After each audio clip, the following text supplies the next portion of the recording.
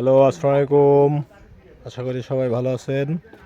তো আজকের এই সামাজিক কাজের উদ্দেশ্যে বাইরে বের হলাম। কিছু কিছু লোকের আমি ঈদ উপলক্ষে ঈদ বোনাস স্বরূপ কিছু টাকা সহযোগিতা করতে চাই।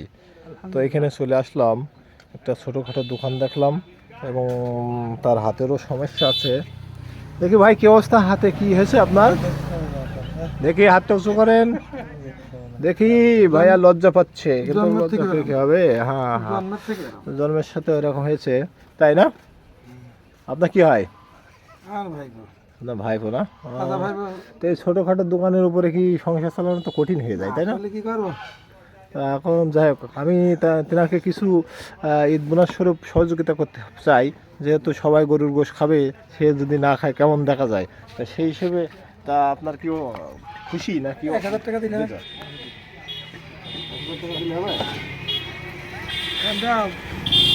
আমি টাকা আপনাকে দিতে চাই, আপনি কি খুশি? হ্যাঁ, খুশি। তো হচ্ছে যে 1000 টাকা দিয়ে কি করবেন? 1000 টাকা সেমাই চিনি 1000 টাকা আর হয়? ওর দুই মেয়ে দুই মেয়ে আছে, জামা কাপড় কিনতে হবে, তাহলে তো 1000 টাকা হয় না তো। 1000 টাকা দিয়ে তুমি 800 টাকার গরুর গোশ কিনবা 1 কেজি, নিয়ে ছেলে মেয়ে খাবা আর সিমাই চিনিকে নিবা, তাহলে হয়ে গেল।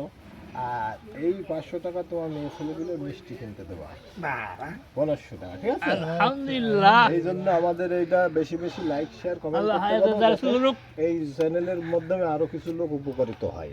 বলে আমি সবাইকে বলেন যে লাইক একবেলা না খেয়ে থাকলেও শান্তি আমাদের, ঠিক আছে? তার এক যা ক্ষমতায় এর মধ্যে শান্তি নেই নাকি বলো ভাই? ঠিক বল। আছে, তা ঠিক আছে, ভালো থাকো। আর এটা সুস্থ হলে এভাবে কিনে সবাই মিলে খাও। ভালো থাকেন, সুস্থ থাকেন, খুদা হাফেজ।